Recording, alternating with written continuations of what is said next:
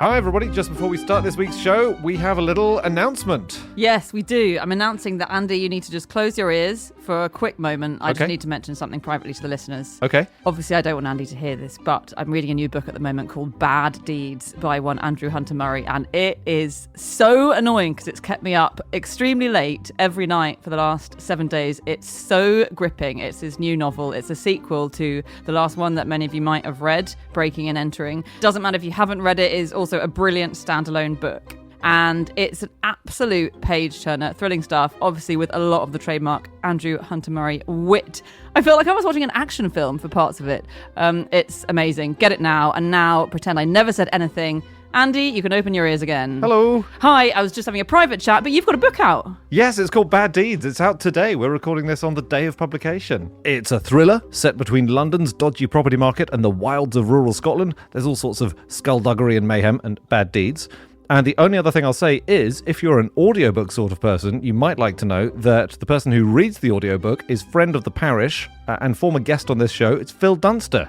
And he does an absolutely terrific job. So if you like audiobooks, maybe give that a go. And where can people buy it? Grocery stores or...? Well, I would say your local independent bookshop, but I will accept any sale is terrific. Thank you very much. So whether you're buying it offline or on, but no, do pop down to your local bookshop and ask them for 10 to 12 copies is a good start. There you go, 10 to 12 copies of Bad Deeds. Seriously, do it now. You will not regret it. Okay, on with the show. On with the podcast.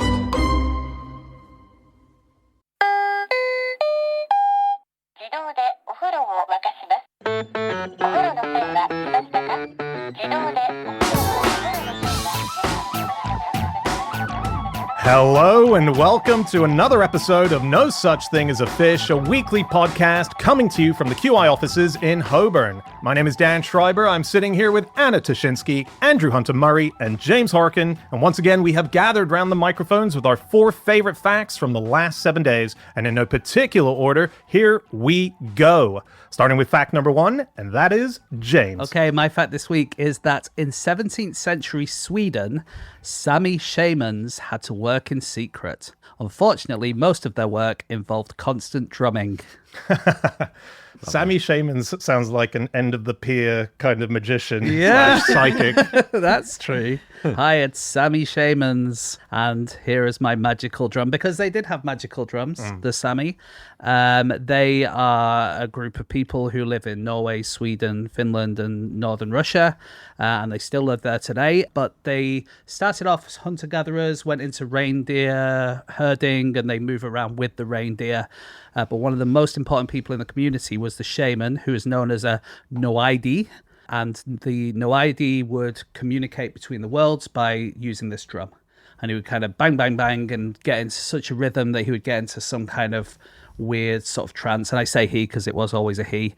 And they felt like they could transform into other creatures, transform into the wind, all this kind of stuff. And they were persecuted by Christian missionaries. And the Christian missionaries just basically said, we're having that drum. And they took the drums off them. Confiscated them. Confiscated them, destroyed most of them. There's not many of them left, but there is one in the British Museum, which is where I read about this whole story. They are engraved or painted with pictures, and I think there's a way you can do divination, as in the Sami shaman would strike the drum with a hammer that is made of an engraved reindeer antler, because reindeer's a very big deal. Yeah. And then that makes a little brass ring that you've got dance across the surface of the drum, and how far it goes or what it lands on tells you, or tells him, because it is always a him. Woke hasn't yet. To rub it in. Woke hasn't yet come for the Sami shaman world, basically, and that tells you the future, you know. Or I did read an account from 1674, which I think is the earliest account we have of more southern people, by a guy called John Sheffer, who said they also sometimes use the drums to decide what animal to sacrifice to their gods. So he said each drum would be covered in lots of pictures of animals and birds and fish and stuff.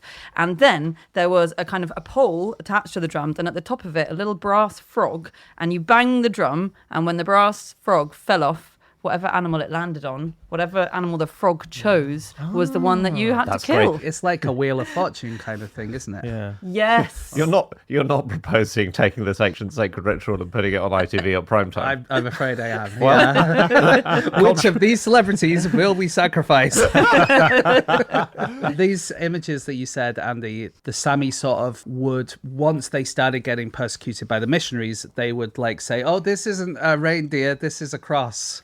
And they would slightly sort of change all the drawings to make them more Christian in the hope that they wouldn't get taken. But they did pretty much all get taken. There's not that many of them left. I mean, I heard much of the Sami, but I realized a kind of classic fact is to do with the Sami, which is the word poronku sema, which is the distance a reindeer can travel before it needs to stop and urinate.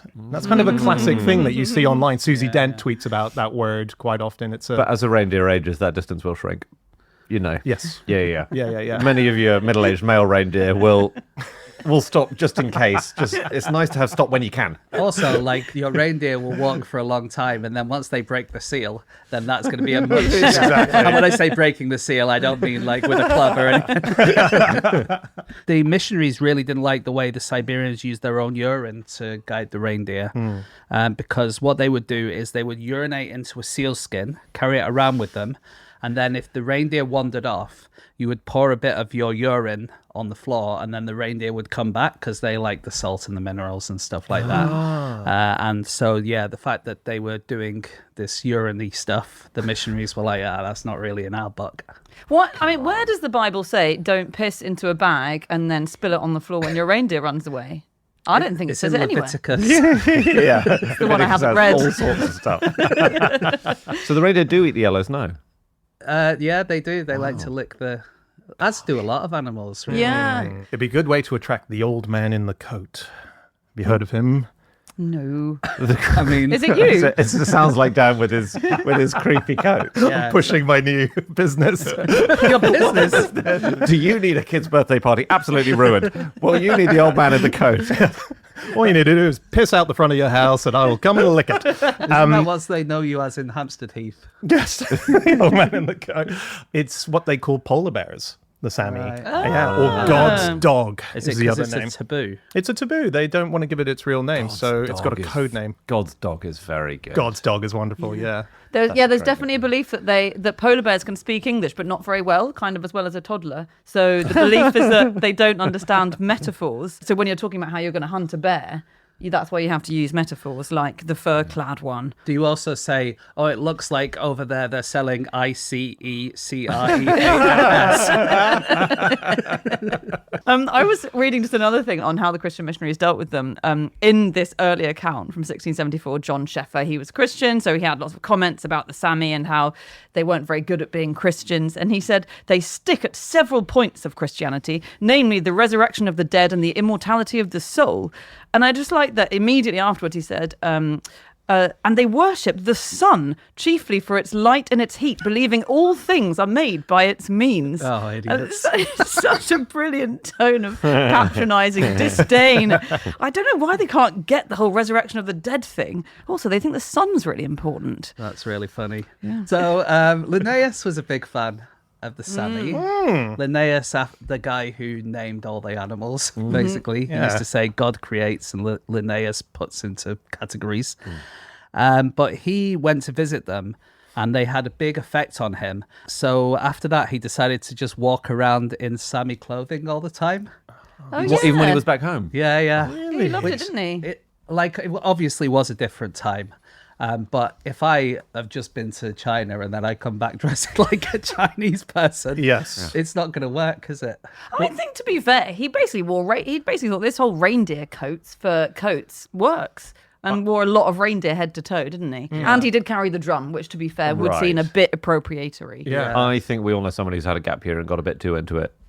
Yeah. Why are you looking at me like that? I never had a gap year. I just have a gap 2 weeks every year. Yeah. You're the guy dressed in a kimono today, Andrew. Okay. And Dan, by the way, that Papua New Guinea gorge that you're wearing, Thank you for I know finally... it's hidden by that big coat. But yeah, Linnaeus, one thing that he really liked about them is that the men would carry around a sweet-smelling fungus to attract women. Just in the same way that I might spray Lynx Africa on myself, they would do this with a fungus. And he said, in other parts of the world, you must be wooed with coffee and chocolate, preserves and sweets, wines and dainties, jewels and pearls. Here you are satisfied with a little withered fungus.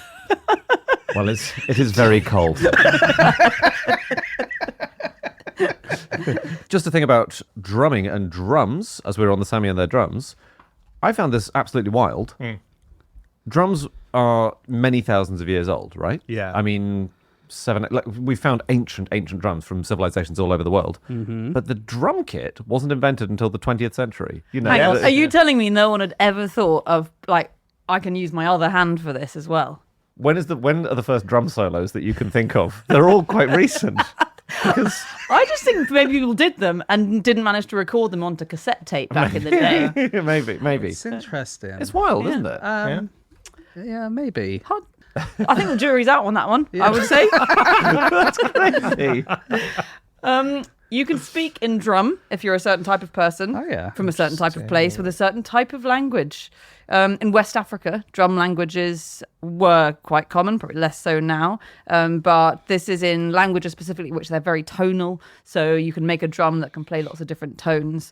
And so I think the Bulu dialect of the Bantu language is a very good example of this, where they'd have a drum where if you bang it at a different place along it, it makes a different tone. Mm-hmm. And therefore you can transmit messages up to 20 miles, apparently.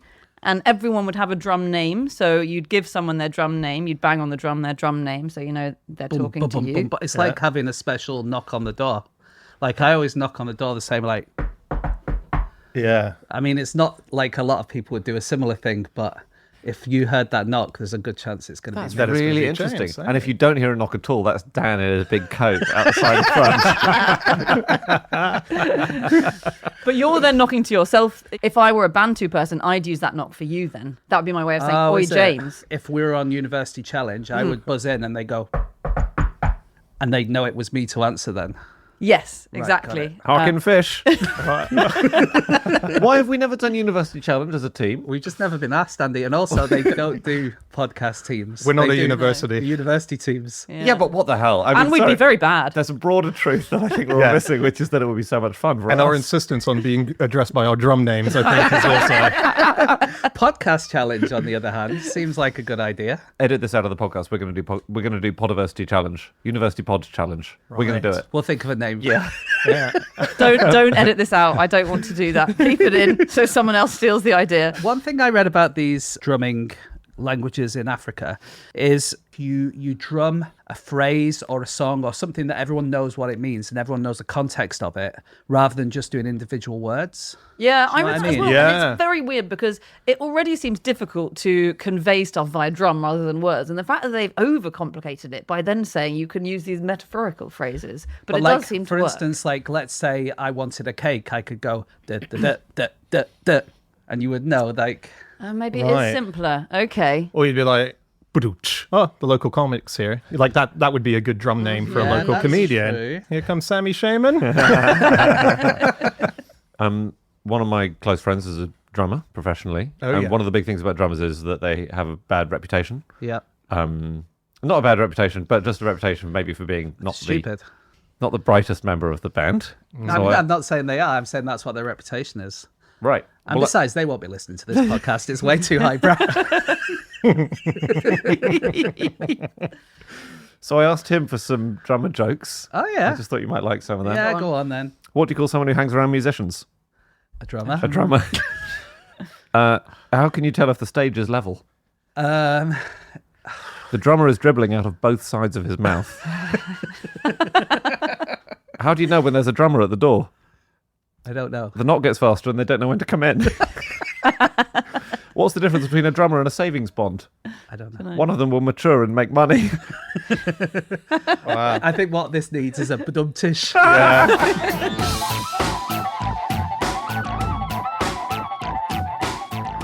the podcast. Stop the podcast. Hi, everyone. We'd like to let you know that this week we are sponsored by Babbel. Yeah, Babbel. You know Babbel. We all use Babbel. We're learning languages. We want to find out the best way to get the most up-to-date vocabulary using the best tools available to get that stuff in our brains. Babbel's worked it out for you. Absolutely. They let you practice real-life conversation step by step with no stress. And it just gives you confidence. Like, I've been learning my language of choice, which is Russian, for many, many years. But just doing Babbel, it just really helps you get up to date. If you've not done it for a little while, you go into Babbel, you do it for a little while, and suddenly you're an expert again. Exactly. And it's not like the old school day of just buying a book and having to deal with it that way. They've worked out many different ways in which you can consume all of these language learning exercises. There's podcasts, there's interactive dialogues, and it's all curated by more than 200 language experts worldwide. So this really is the place to learn your language. Yeah, don't buy a book like a big old nerd. Go to Babbel, and here is a special limited time deal for our listeners. Right now, you can get 60% off your Babbel subscription at babbel.com/fish. That's BABBEL.com/fish. 60%. No book's going to give you 60% off its sale price, is it? So do exactly what James says. Babbel.com/fish, and you'll get 60% off. Rules and restrictions may apply. And there are some quite good books out there. Oh, yeah. I mean, certainly The Theory of Everything Else. Anyway, on with the podcast. Okay, it is time for fact number 2, and that is Andy. My fact is, from 1990 to 2018, there was an award given out every year for the most human. You sounded so robotic when you said that. This was a prize that was given out. It was a subsection of a bigger prize, right? And it's all to do with the Turing test. So for anyone who hasn't heard of that before, that's the idea that Alan Turing, a brilliant computer scientist, proposed in the 50s that the way you would be able to tell when we had artificial intelligence is if a human is conversing with someone who's unseen and they are unable to tell whether they're talking to a person or a computer, that's when we'll have true artificial intelligence. Yeah, which I would say is now, right? Oh yeah, people are falling in love with AIs left, right, and centre. Like we've way past the Turing test. So by that metric, certainly when we started this podcast, it wasn't true. Absolutely, absolutely, yeah. So that's the idea of the Turing test, and there was an annual prize during those years, starting in 1990, called the Loebner Prize, where people would bring along their own chatbots, and they would be training them and improving them every year.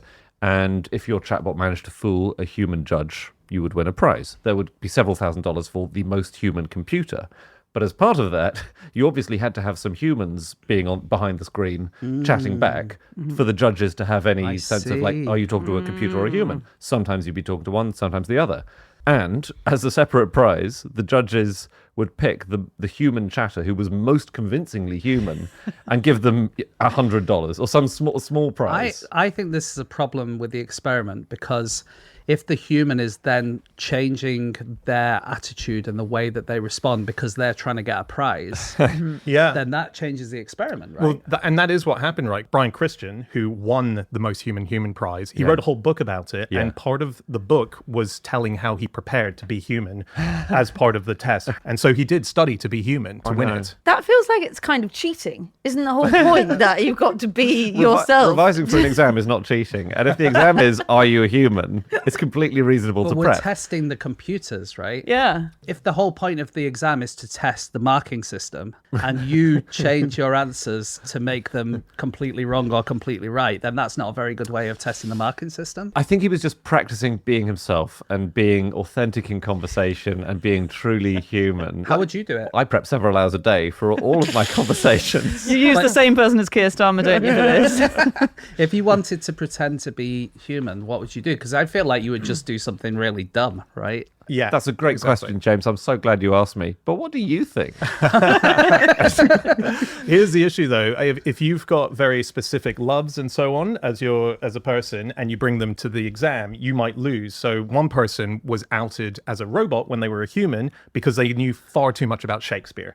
They said no human could possibly know this much about Shakespeare. It just so happens it was a Shakespeare expert on the other side who was a human. Really the way to do it now. And this is my optimistic theory about where the world world's going. The only way to convince people you're human is to actually see them, because the only place that robots haven't managed to achieve anything like human resemblance is in the physical world, right? They still can barely move. I mean, I know there's all sorts of claims every year when they play football and they fold laundry and whatever, but if you watch them trying to even run marathons, they still don't look very human. But they just won the marathon. I know, but they didn't look like humans when they did. So I would say... Pop a big coat on that guy who ran the marathon. People will think Dan's achieved a record time. I would say if you put that robot, because it was all over the news when I was in China, it was the top story in the news that day.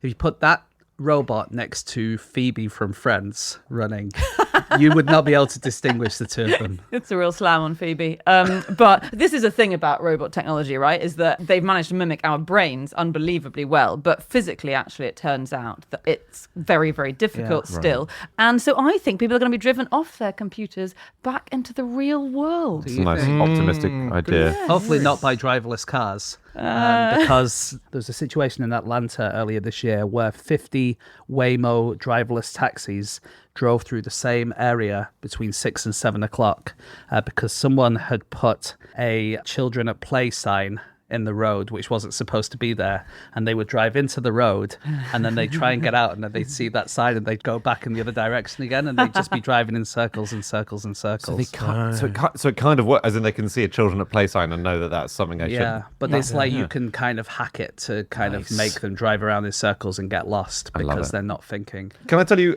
just a quick thing about this guy Lerbner who set up the prize? Yeah. Because he was, I don't know if you read into him, he was very eccentric. Yeah. So it was treated like serious AI people said this is just a stunt. You know, he gave out a medal with Alan Turing on one side and him on the other. You know, he was, there was this amazing, he sadly died about 10 years ago now, but he was a very interesting cookie. So there was this piece about him in 2011. He had made his living in portable crowd control fencing and roll-up disco dance floors. That was his main line of work. Cool. I know, cool, right? That is, yeah. And he wanted to sponsor the prize because his idea was true artificial intelligence will free the world from work. You know, very optimistic that there won't be any work anymore. But his other speech after the competition was all about his plans to revolutionize public transport using roller coasters. He says a roller coaster is the ideal transport system. It could work and it would solve many of society's problems. Whether it can be implemented is another matter. I agree. What's a driverless car except a kind of slightly shit roller coaster? What's a tube what's the underground apart from a roller coaster, Exactly. really? Yeah, the key difference with a roller coaster is that you always end up where you started. So that feels like the tube is a bit better than a roller coaster. Well, the Circle Line functions. But imagine if, like, every time you came into work, you could buy a photo of yourself on the way to work. That would be great. Yeah. Worth it. Yeah. I interviewed Lerbner. I met him. Did you? Yeah, it was online. I met him. I interviewed. Are you sure it was him? Yeah, it could have very well have been a chatbot, but it was him who I interviewed alongside Mitsuku, who was the chatbot that had won the Lerbner Prize or got first place in the Lerbner Prize 5 times and is the final champion because it stopped in 2019, I think. But yeah, very eccentric character even to look at, you know, like a Dali-esque mustache. And he had 2 big passions. It was roller coasters and it was making prostitution seen as something as a normal day-to-day thing that you would just go within your marriage and go, I'm just going to go to the brothel. You must be this tall to go on this ride. Don't take a photo of me halfway through. I know we're focusing on the may get prostitution. Scream if you want to go faster. I know you want to carry on, Anna, but we've got a few more of these. Oh, not good. I was sick twice and my hat fell off. You must keep your arms inside at all times. Just let them get it out of their systems. Oh, you give it a minute. Here's an I interesting shouldn't have had thing. that hot dog just before.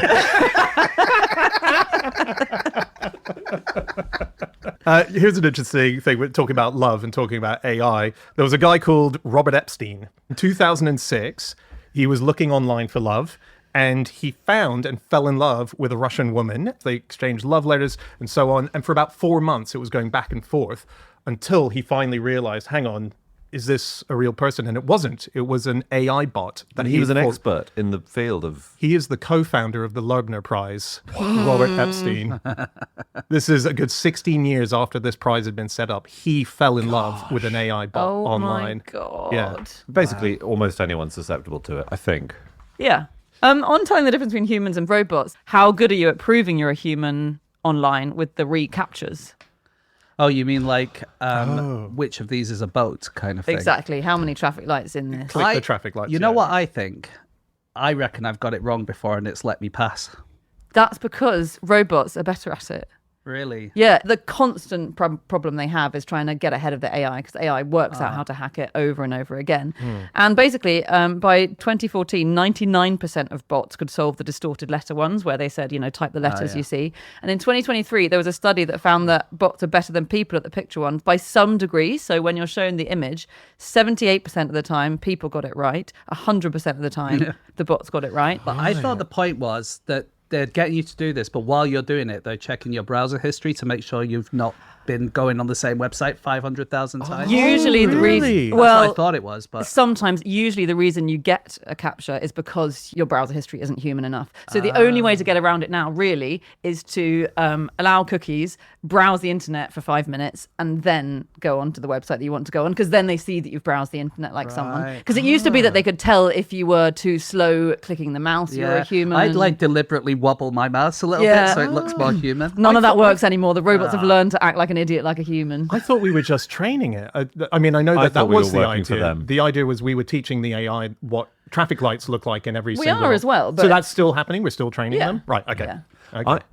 Is this sometimes why, when I get to the end of page 18 on a Google search for moss, let's say, it says, come on, are you a human? Do you ever get that? You get to the end of... Oh, really? Because nobody clicks through 18 pages of moss results. I think that will be why, yes. Remember there was the big thing where Watson, the IBM AI computer, went on Jeopardy, and there was a whole thing about Jeopardy.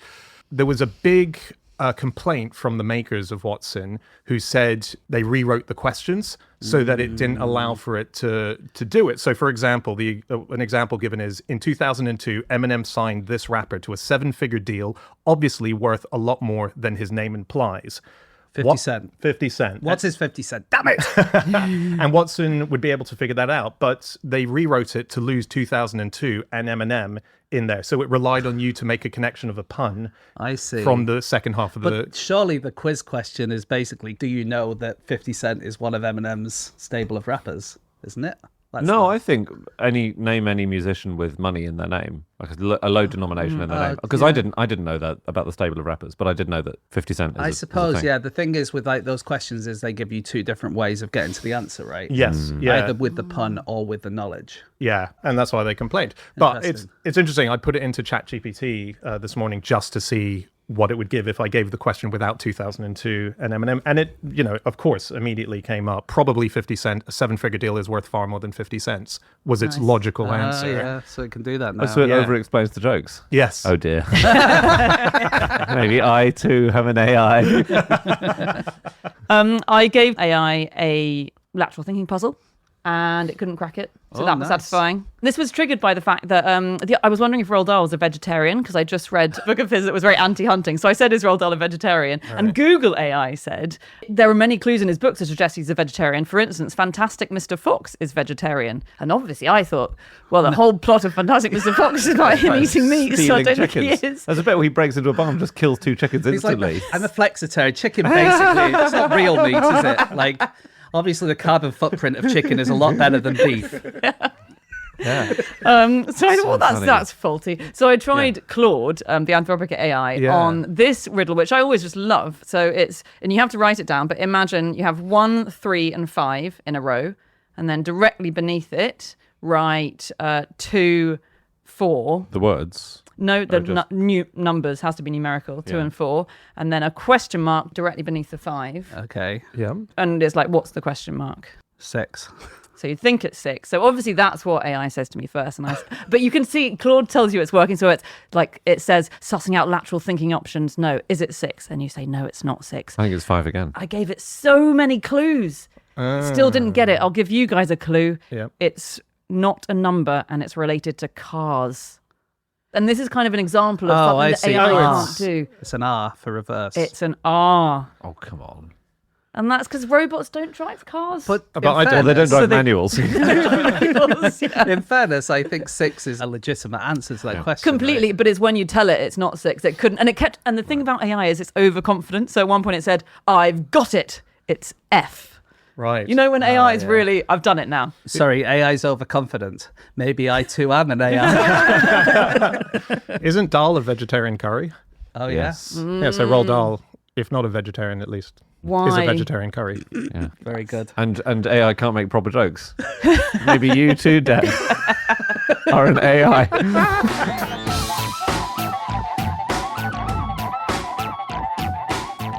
Okay, it is time for fact number 3, and that is Anna.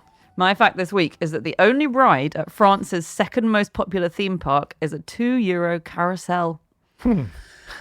Well, I've just taken my daughter to Disneyland in Shanghai, 10-hour flight, however much money it costs, trains, all that stuff, and all she wanted to do was go on the carousel. Oh, really? We went on the carousel 4 times. Right, now back on the plane. So this sounds perfect. Yeah. There you go. Would have been a slightly cheaper carousel than the one you went to. Well done. And that's all it is. No, So this why is this such a shit theme park? It's Puy de Fou, and it's the second best after Disneyland Paris, obviously, which trumps everything. But this is a theme park that was set up in the 1970s. It gets over 3 million visitors a year. It's the 8th most popular in Europe, and it's basically a place where they do historical reenactments. And it began in the 70s when this guy, Philippe de Villiers, who I'm sure we'll come on to talk about, found a ruined castle, as you do stumble upon a lot in France. And he thought, I'm going to stage a reenactment of this thing called the Vendée Rebellion, which was a counter-revolutionary rebellion round about the French, well, at the time of the French Revolution. Yeah. So he staged a reenactment, it got bigger and bigger, and now it's 60 shows that act out historical events from all across history and all across geography. It's got these 4 period villages, so when you stay there, you stay in a period village. It sounds amazing. It sounds absolutely incredible. I'm desperate to go. I went to stay somewhere recently that didn't have any of this, but it was faintly medievally themed. yeah. And the restaurants were things like the Knight's Tavern. And that whet your appetite, did it? Yeah, for what the are you saying? full- the Yeah, whole I'm hog? saying I could see myself. This sounds better, is what you're saying. I'm saying this sounds better. Yeah. right. Even than I Tavern. think there is plenty available for people like you in the UK right now if you want to get involved in the medieval scene. Yeah. There's Yeah. all Is there? sorts of reenactments going on. Really? Definitely. I'll put you in touch with some people. Thank you. But And none, you can- none of them are this level, though. And this, I suppose, is less like you reenact it as you watch other people. So there's shows that are It's put You're on. just yeah, watching. yeah. Did anyone else watch an hour-long YouTube video of someone going from each of the reenactments? No. Okay, I did. And to begin with, it's... I like the way you're reenacting the reenactments by watching them on YouTube. I thought you would get a bit fatigued with the amount of reenactment that you're watching if you decided. Come on. Yeah, I think it loses. About 35 minutes in, I sort of regretted my decision to watch But that's the full what hour. the carousel is for. I think, Yes. It's like a palate cleanser. surely live it's more exciting, and you're caught up in the sweep of French history. Kind of. Okay. I think But you're so. quite far away, so it's sort of like watching a very well-produced panto at a distance. I mean, it's epic. 3 million people a year can't be wrong, Dan.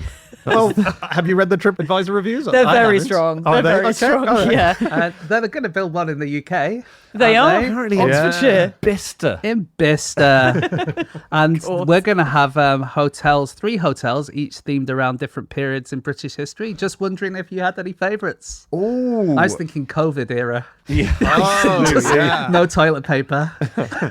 I'll say General Strike. General strike. That'll be one of my Just favourites. 3 days for the price of 5. Lovely. I mean, there'll be a Tudor one, won't there? Because There it's will British. be. It's English history. Yeah. Yeah. British history. So it'll be- weird that people are obsessed with the Tudors when the revolution happened the next century. And it's Argo Revolution. Yeah. Yeah, everyone shaved their heads. Which revolution? Do you mean The Roundhead Civil one. War? Civil War. Yeah. Yeah. So half of the people shave their heads. Yeah. Sorry, yeah, if it's everyone, there's no war, is there? Everyone just agreeing all the time.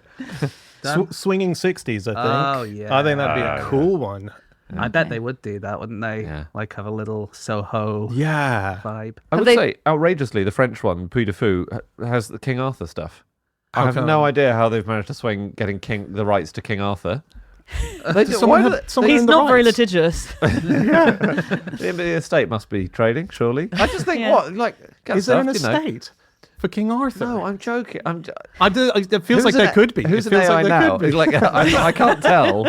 I think like there was quite a bit of Frenchy stuff going on in those Arthurian tales, aren't there? Yeah. It's all the Mort d'Arthur is written half in French and all of this. And the norm. Okay, yeah. All right, And it's shared. famously ahistorical, this place, to be fair. The makers tend to say we're just trying to entertain. But are they trying to entertain? Well, there's the big question. It's quite Or- controversial. Are they trying to sneak in right-wing propaganda to families? Because that's what some people say. It's what some people claim, and the fact that it was founded by quite an extreme right-wing politician is neither here nor there, I don't think. Well, he's not there anymore because No. it's run by another guy, his son, I think, called Nicolas, who described Vladimir Putin as having sweet eyes and sweet words. Oh, Cool. I saw, by coincidence, because we've been planning to do this for a week or two, there was an article in Harper's magazine this week where author Nat Segnit went to this place. And he said it was a bit like hanging out with an exceptionally charismatic and entertaining friend whose opinions only strike you as objectionable in retrospect. Funny. So, what is the idea? Is it that it's presenting a particular slant on history? It's very pro-Catholic, it's very pro-French monarchy, it's very sort of like looking back at the past and wasn't France great in the past and shouldn't we go back to France being great again? Kind of. yeah. It's very into old school France. Right. But fun. And that's how the right wing get you. Yeah. They make it fun. Do you know, the craziest thing about this theme park, in my opinion, is when you get there, you get a little booklet, the free booklet that tells you the map of everywhere that you're going to go. And it's in multiple languages. And at the top of each one of them has the date of the day that you're going on, which means they print them every single day for the day that you're visiting the theme To park. you, that's the craziest thing about this insane place, which has deep, weird, political. How much ink are we wasting here?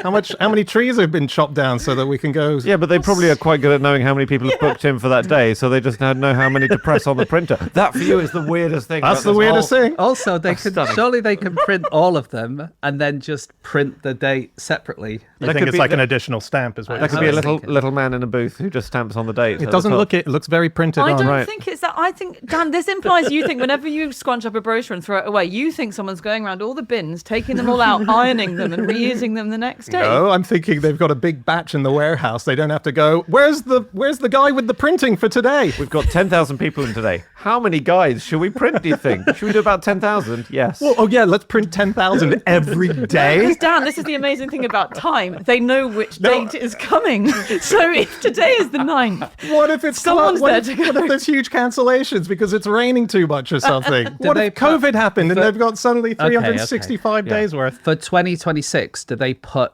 2026 or just 26? Because if it's just 26, they can reuse it in 100 years. See, okay, now we're talking. Okay, maybe it's not so weird. By which Wow. time the great French government will have risen Yeah. and taken over the world again. The Bourbon monarchy will be restored again. I mean, yeah, it's very interesting and strange. And I think the reason that it's not very well known about, certainly in the UK, is that 85% of the visitors are French. Loads of French people holiday within France. Yeah. And and obviously it's so about France that it's naturally appealing to the French people. So, Yeah. yeah. I think so. And I think there is one in Spain as well, isn't there? Yes, there is. So they've done one in Spain, they've done one in France, they're going to do one in the UK. Yes. I think it's... Apparently the Spanish one is quite politically conservative on just how good a thing the colonization of the Americas was. Oh, is and it? it depicts the Europeans saying, well, we'll only go ahead and colonize if you guys really want us to, and as long as we're going to treat you really, really nicely. That's sort of written into the Really? show. Yeah. It's like the Weatherspoons of theme parks. They're all, you get your cheap ruddles, but you've got a political agenda you've got to sift through when you're in I there. can't believe we're talking about Weatherspoons again. I can't believe it. But the Weatherspoons often, they dish out magazines Yeah. that have the proprietor's views in them, Yeah. which is quite rare for a pub. You don't normally get like a strongly angled magazine. Yeah. with your Wait, pint. wasn't that your point? Yeah. I'm over-explaining.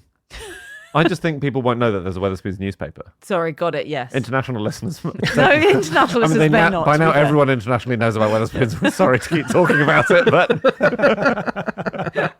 You know what they don't do? They don't stamp the date on every single newspaper because they're not nutcases. do you know who does? Newspapers, Dad. It's a weekly newspaper. It's not a daily newspaper. Crazy. I just quickly on the one in the UK, which should be fine because we don't have an awkward colonial history, so I doubt there'll be anything controversial in that. But it's planned for Bucknell, which is near Bicester, and there are obviously residents who are very against it and residents who are very pro it. And I just like the fact that it is in Oxfordshire, and the residents are led on the pro side by a woman called Caroline Chipperfield Twiddy, and on the anti side by Flo Van Diemen Van Thor, which shows how really Oxfordshire. Speak for England, Flo. Gets. Yeah. That's very interesting. Very funny. On reenactments, in 2014, there was a World War II reenactment that we were going to do in Barnsley in Yorkshire, but it had to get cancelled because people would be wearing Nazi insignia. And so the council stopped it, but said that they would be able to reschedule if they did a World War II reenactment with no Nazi elements whatsoever. Right. That's very funny. Very good. I think reenactments really interesting. Like, for example, Civil War reenactments, quite often that as they're sort of digging holes in the ground, they'll actually find the bones of a fallen soldier from the Civil War. This is in America. Okay. And that will then be brought back to a museum and so on. And so they're digging up artifacts as they are doing reenactments of Why the are they Civil digging War. holes as part of Civil War reenactments? Was there a lot of tunneling in the Maybe. Civil War? I'm not sure. Some of them maybe just dig a hole, maybe to poo in. I don't know. I don't know what the outdoor latrine situation I am is. not using that Portaloo. They did not have that in the Civil War. Oh my God, I have a fact about Portaloos in war reenactments. Yeah. Go on then. You know how in the American Civil War, and in fact in loads of wars, some women have donned men's clothes and they've gone into war. yeah. You know, that's a thing that happens. And some women in the American Civil War dressed as men and fought in battles, right? In 1989, there was an American woman called Lauren Cook Burgess, and she had to fight a discrimination lawsuit because she had been banned from taking part in a US Civil War reenactment. She had dressed as a male soldier to try and sneak into the reenactment of the war, and then she was caught coming out of a women's loo and was told off and told to go and put a dress on because there were no female soldiers in the war. She said, yes, there were female soldiers dressed as men in the war. I'm doing that. Yeah. And she had to fight a 4-year court battle and won the case. She eventually won and was allowed officially to be It on is the a pitch. bit mad that they're saying you can only do it if it's really true to what happened in the past, but she is coming out of a portal. I know. Exactly. Yeah, I know. Mad. Civil War reenactments are obviously a big deal, but there's one particularly moving one I read about, which was in 1913, an early one. This is in a Ken Burns documentary. And two armies restaged the Pickett's Charge, which was when Confederates tried to break through Union ranks. The Unionists descended on them and defeated them. Anyway, it was reenacted by veterans from the Civil War. And What year? 1913. So that's 50 50th years? anniversary. And they came, and it's an amazing moment. So they all knew how to do it. There was no arguments about accuracy. So it was veterans from both sides? Veterans from both sides, and the ones who were on the Union side were there waiting behind trees and stuff, ready to ambush, and the ones on the Confederate side charged through the fields and were descended upon. But as they descended, when they met, rather than killing each other, they all hugged each other and burst into tears. Oh. Wow. Was it much of a chat? How old were these men? It was a 50 years later, yeah. Yeah, it wasn't as fast as they had once been. Yeah. Gosh. That's cool, though. Amazing, That's though. That's really very cool. nice. Amazing moment. Unless you were there on the sidelines to watch the reenactment. That would have sucked. What just What was this? Yeah. Mushy shit. You're not watching an hour of that, are you, on YouTube? Imagine 57 minutes into your YouTube video, you're like, finally, they're going to kill each other. Oh, what is this? This is woke gone mad. The first 57 minutes is the charge. Here we go. So good.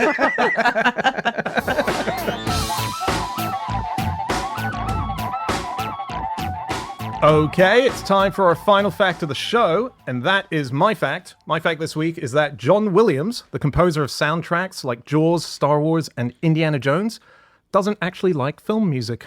Oh. Doesn't like it. This is probably the finest, certainly the most decorated person in the world of Hollywood soundtracking. And he says, I never liked film music very much. He said, it can be good, but it usually isn't, other than maybe an 8-minute stretch here and there. I think that the music just isn't there, that what we think of as this precious gift film music is, we're remembering it in some kind of nostalgic way. Well, he's like a proper composer of non-film music as well as film music, right? Yeah. Is that right? His main hobby from the day job of the film music is composing concertos and symphonies. And I think he sees the film music as just a job, but the concertos is the main thing that he likes to do. That He does see it as just a job, Yeah, but yeah. He's very good at his job. He's had 54 Oscar nominations. That's more than any other living person. Yeah, it's I a think lot. he's only won 5, though. So that's a lot of losses, isn't it? Not that good, George. But so the only other person who's had more is Walt Disney, who had 59. Right. But like Walt Disney's, a lot of them were for cartoons, and they were all like, for instance, in 1938, he was nominated 4 times in the same Best Cartoon category. So like he boosted up his numbers basically by Yeah. just being the only person who was making good cartoons. Did they cut Cheating. to like 4 different shots on the screen of Walt Disney from different angles, and when it's announced, 3 of them look really pissed off and one of them looks thrilled? In that 1938, there were only 5 nominations for Best Cartoon, and he got 4 of them. And the only one he didn't make was Paramount's Hunky and Spunky.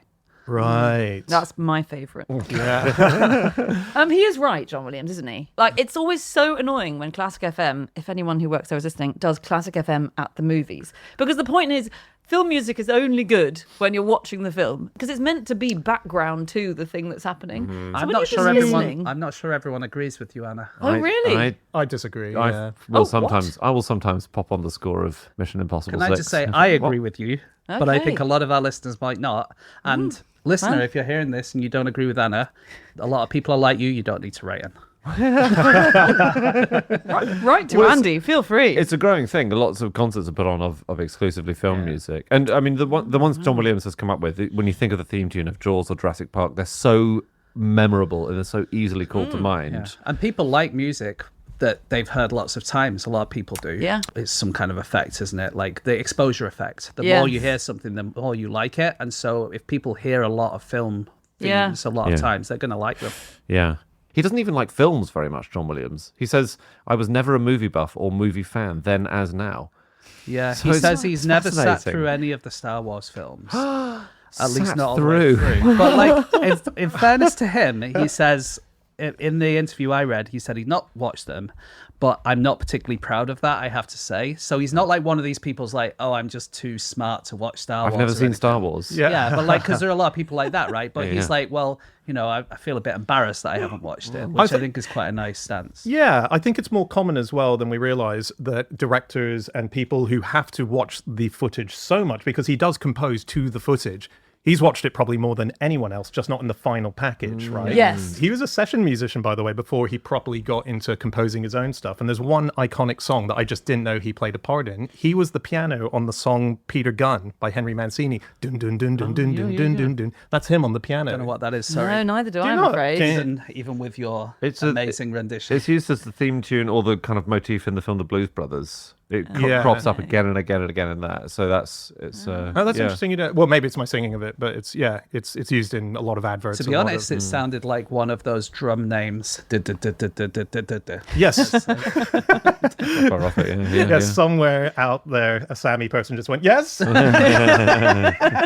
said that? His son, Joseph, is the lead singer in the band Toto. Oh, Yes. cool. Isn't that Although cool? not when they did the only song that Toto's known for. That's Oh, true. really? He wasn't there when they released Africa. But he was the singing voice of Simba in The Lion King. Yeah. Oh, wow. And he has also scored some films like his father. So he scored Embrace the Vampire, The Legend of Gator Force, Soccer Dog, Real Estate Superman, and Fat Beach, which is considered one of the best hip hop beach movies of all time, according to Wikipedia. Here, here. Dan's nodding.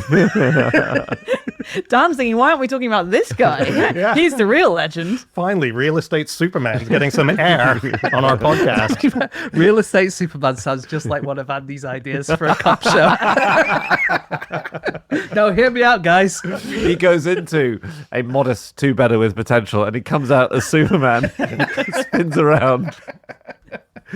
The first person to produce a record from a film score was someone called Anne Rennell, with a film called Ladies in Retirement. And we have slightly come across her before, almost, because she wrote additional lyrics to the song Who's Afraid of the Big Bad Wolf. But arguably the first female person who did a score of a movie was friend of the podcast. Alice Guy. A guy? A guy, yeah. Oh, no way. So A guy, she made some sound films, and hers were more like soundscapes than the music. But she would there's one that she did called Canned Harmony, where a guy comes in and tries to persuade the father of a girl that he wants to marry that he should be allowed to marry her, and he pretends to play the violin while someone underneath the table is actually playing the violin. Okay. And that was A guy who came up with that. So good. And was that's- that and really she was early the- days? Was that really early days? Well, she was the first female director. Yes, So that's because I think you talked about her 1910s. last time I was away. But I remember, she was almost the first director, wasn't she? Yeah, she I was. think. Yeah. She's come up on the podcast a few times. Yeah. She, if we're talking early film, there is a theory that goes that the reason soundtracks happened at all was to distract the audience from getting annoyed by the amazing amount of ruckus being caused by the projector. So Fair it enough. gave you something to focus your attention away and cover up that noise. It's a theory that other people say that no, it was. It's also you're trying to reflect what the world is like in a film. Yeah. So Yeah. that's the other theory. I It's suppose. quite cool that original soundtracks were sheet music that was handed to the in-house musician who Yeah. would just play Yeah. the tune. Would they have the day to show it? Oh God. I hope not. They tended not to play it, right? So it was always women. This was in the old Nickelodeons. Oh, yeah. And they'd be given sheet music, and generally they ignored it and they would improvise. So you got to see the film and improvise along. So you didn't know what kind of a film you were getting. One day you might get a horror, the next day it might be a comedy. Because basically the genre of a film is almost dictated by the music, isn't it? If you put funny music over a horror film, it's no longer a horror film. Yeah. And the lady at the piano in the Nickelodeon could just She's got determine the power. that. That's She's got really cool. all the power. Yeah. I've got a fact about another very big soundtrack film guy, on. Vangelis. Big name within the world. He did Blade Runner, Chariots of Fire, stuff like that. His music's very sought out. Like, he's just loved as a musician, did a lot of stuff separate to soundtracking. But there's one piece that he did, which was roughly 12 hours long, that fans have been trying to find because it's quite scarce. And it was when he did a straight to VHS thing. It was 3 VHSs that the music was spread over, called Microneurosurgery with Videotapes, Spinal Space Occupying Lesions by Dr. Stergios Tegos, Medical Publications. And it was a friend of his who was a spinal surgeon who wanted to show all of his techniques.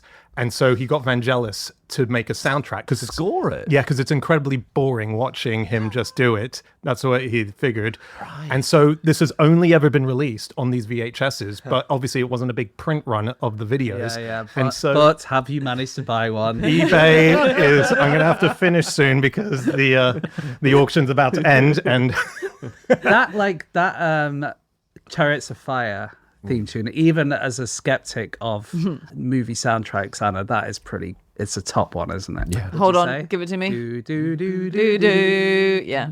It starts with the dum dum dum. So I think the problem, just to circle back around to the start, the problem with this is that everyone knows the little hook, right? So everyone knows the bit they like, and I agree that bit's fun to hit, but the rest of the tune is often a bit crap background. And you have to listen to all of it when they do Classic FM at the music. But all the great composers have probably there's Yeah. one bit of the I've gotta hour-long say, symphony it's that like- they think I've really nailed that bit. If you've ever been to the opera, everyone sits there through 4 hours of the fucking thing, and then they get to the bit that goes. yeah. And then everyone in the crowd just sits up because they Yeah. got to a bit that they recognize, and then Just leave after da da da da.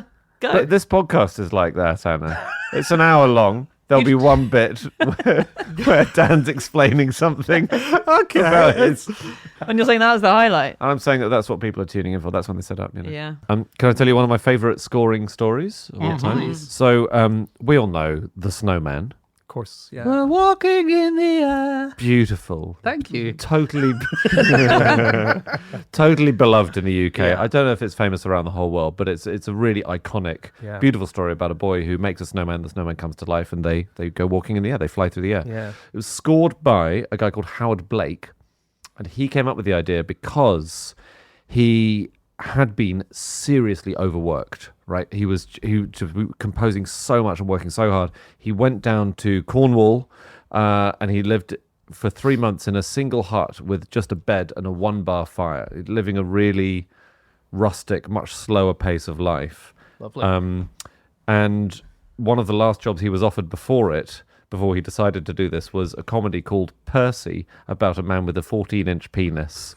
And he just thought, maybe I need a break from work. Oh. Was Alan Jones also in that one?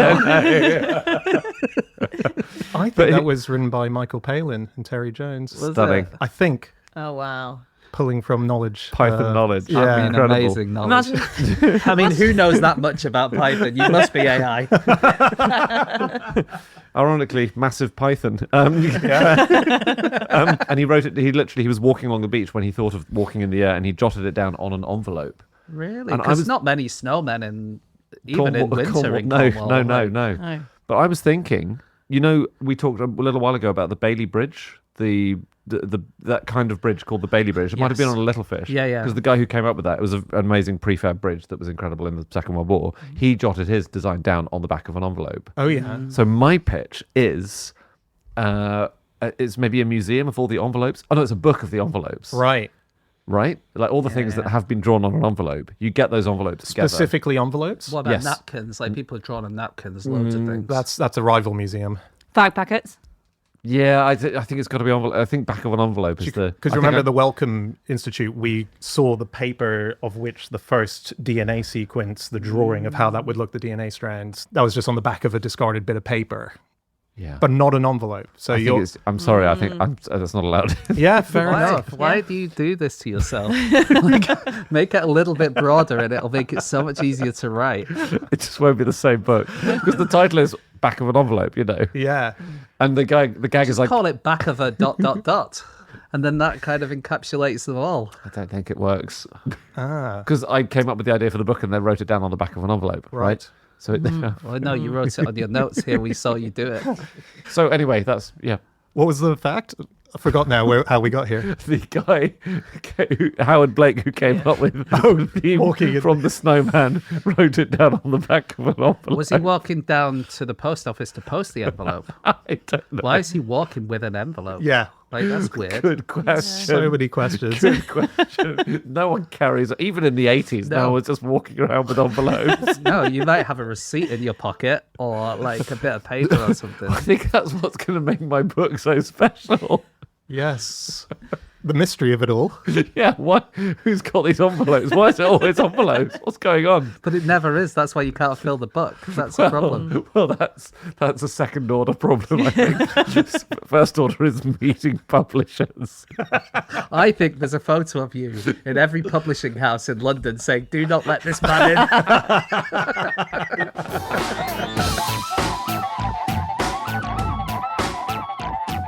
Okay, that's it. That is all of our facts. Thank you so much for listening. If you'd like to get in contact with any of us about the things that we've said over the course of this podcast, we can all be found online. I'm on Schreiberland on Instagram. James? No such thing as James Harkin on Instagram. Andy? At Andrew Hunter M. And you can get to us as a group. Anna, how?